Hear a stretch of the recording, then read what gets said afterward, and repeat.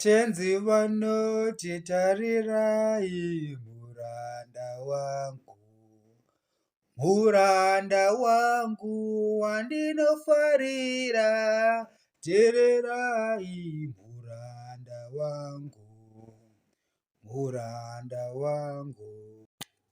Yeah, asiqhubekeni. So okwenzakalayo lapha badala bami ukuthi your monies, when these guys do this trade on over and over again, remember I told you that anybody can participate in currency markets, right?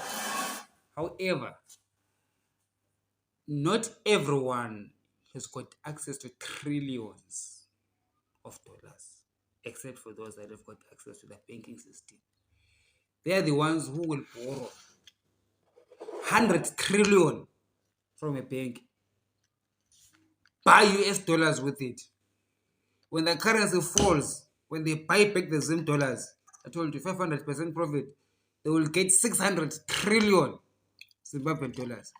And it they borrowed in Zim currency. So they pay back that 100 trillion with the meaningless interest on top of that. The rest of the trillions, they can change back. Usually, I believe they will change back to US dollars. And then they externalize. This thing of externalization, what does it mean? Who's externalizing? And what are they externalizing? It's Zim currency that they're changing to US dollars, and then those US dollars they are banking in safe haven, Panama, Cayman Islands, all those safe haven places. And then you Zimbabweans I told about it's this externalization. Externalize imali yenu. I think you mentioned in previous videos how this transmission from imali yakho wena as a Zimbabwean, imali yakho is 1,000 Zimbabwean dollars. Let me put it this way. Imali yakho is 6,000 Zimbabwean dollars. It's a bank. You put your 6,000 Zimbabwean dollars at the bank, right? Then the Reserve Bank of Zimbabwe says, we have got a new currency, same dollar, 1:1. So at that point, let's just say it's 6,000 US dollars. Okay, cancel that. 6,000 US dollars. You put it at the bank. Then they say now we use a new currency, same dollar. It's now 1:1. So which means your 6,000 US dollars in the bank is equivalent to 6,000 Zimbabwean currency, right? So you leave it like that, it's fine, most. It's the same thing. 6,000 US dollars, 6,000 Zim dollars. But now your money is denominated in Zim dollars. That's where the trick is. It's no longer denominated in US dollars. You are now in Zim dollars. Okay. So even if you had 6,000 US dollars, then you change them to 6,000 Zim dollars and put them in the bank. Now they are in Zim dollars. From that 1:1 until today, when the currency is 6,000, 1:6,000. So it's 6,000 Zimbabwean dollars yako. When it started, it was able to buy you 6,000 US dollars. Now that 6,000 Zimbabwean dollars is only buying $1 US. You have effectively lost 5,999 United States dollars. You did nothing. You just put money in the bank for 10 years. When it comes out $6,000, in 10 years' time, $6,000 is just $1.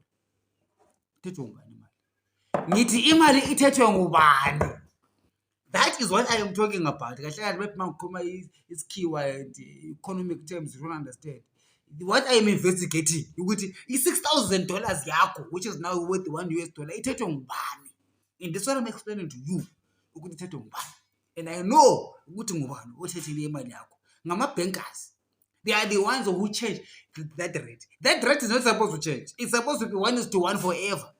Okay, barring other small little things. Look at the South African rand. It's always 1:15, 16, 17. It's 17 can go back to 15, 14, 13, 15, 17, 19.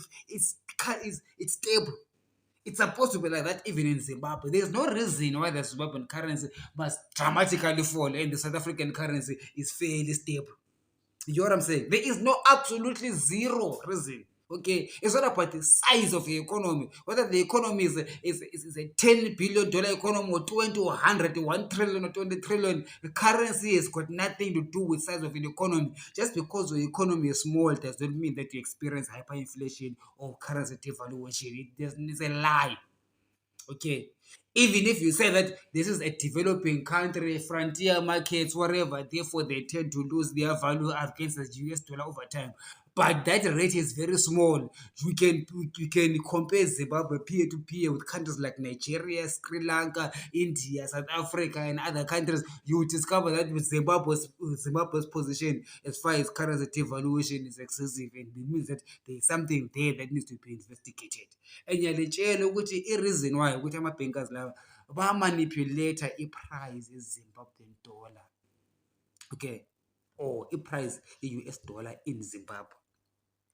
So abantu abatshontshile imali zenu badala babe ngogono abangani bakhe. I-ZANU-PF, most of the people in ZANU-PF don't understand because babhizi begqoka amaqhiya ebhala nefesi kaMnangagwa noMgaba. They do not know. They will steal the little things, the little monies that the government avails, and then they steal because they're part of ZANU. But these guys engikhuluma ngabo that steal your money in the bank, when you put money in the bank, all right, it had value. So what they stole is a value. So I am explaining to you. Listen to the previous 3 videos or 4 videos that explain the mechanism that is being used by these looters to steal the value of your money. If value change, but if value umuntu kanokho endlini, knock, I came to take your value. No, they don't do that. They do it via clever ways. Abafana bena abafundileyo. I remember I made a video here. I think I'm challenging the PhDs surrounding the president. I am challenging the PhDs in Zimbabwe that are surrounding the president. Because kukhona okunukayo, kukhona okuchaya amanzi. Right? They are stealing your value by devaluing the currency. And how they do it, I told you, bayaboleka. On that day, when I won $6,000, let me put it much easier way for people to understand. Because I feel like people don't understand hard economic terms. That day, you put your 6,000 Zimbabwean dollars at the bank when the rate was 1:1. Somebody borrows that 6,000 from the bank. Then they give it to him. Do you know what it does? He takes that 6,000 and changes this to US dollars. Then he is given 6,000 US dollars. And the rate is 1:1. Then today, usele 6,000 US dollars. Today, what it does is this thing. He goes to the currency market and changes 6,000. It doesn't need to change 6,000 US dollars. He has to change only $1 US. He will get back 6,000 Zimbabwean dollars. And then he pays back the bank. And the bank gives you your money. Ngoba noshontshe le mali. Kaswena lo oselele nama US dollar. Yebo. Imali yakhe kubani? Mamphindi. Une 6,000 US dollar. Angithi. I-rate 1:1. Wayintshintshi yaba ngamaZim-dollar 6,000 Zimbabwean dollars. Wayifaka ebhenki. Ibhenki had 6,000. Yayiboleka komunye uNdlovu because he's connected to the bank. uNdlovu takes that 6,000 Zimbabwean dollars. He goes and buys 6,000 US dollars and keeps them in his house. After 10 years, uNdlovu comes back to the bank to pay back that 6,000. To get 6,000 Zimbabwean dollars, uNdlovu only needs $1 US.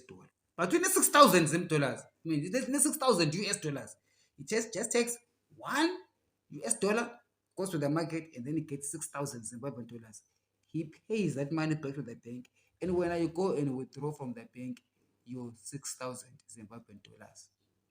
And then when you go to the currency market to change your 6,000 Zimbabwean dollars back to US dollars, it's only $1 US that you're going to get.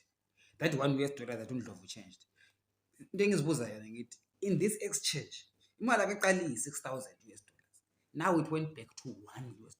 Now, do you understand where is the 5,999? And how did uNdlovu get that money? uNdlovu got that money through ukuboleka imali ebhenki. He didn't have money. That 6,000, your 6,000 Zimbabwean dollars, which was equivalent to 6,000 US dollars 10 years ago. Undlovu just went to the bank and borrowed it as Zimbabwean dollars. It's important that you understand how they borrow. When they borrow in Zimbabwean currency. So Undlovu borrowed 6,000 Zimbabwean dollars 10 years ago. So I'm saying there is no interest rate here. I'm doing this thing for simplicity purposes. Okay, there's no interest rate. So Undlovu takes that 6,000 Zimbabwean dollars. And it yena abe keep 6,000 US Zimbabwean dollars ethenga ama-US dollar 6,000 US dollar abe sefaka ngaphansi komqamelo angithi for 10 years. Then after 10 years sithi ndoda i-6,000 Zimbabwean dollars yethu you still haven't brought it back. Umjida echecka ngaphansi kwematras une-6,000 US dollars. What does it do? He just needs only $1 US. Ayitshetshe $1 US ibe 6,000 Zim dollars. Ethi nasi 6,000 Zim dollars here. Phela you cannot argue irate yantshintsha irate i-contract ithi 6,000 Zimbabwean dollars.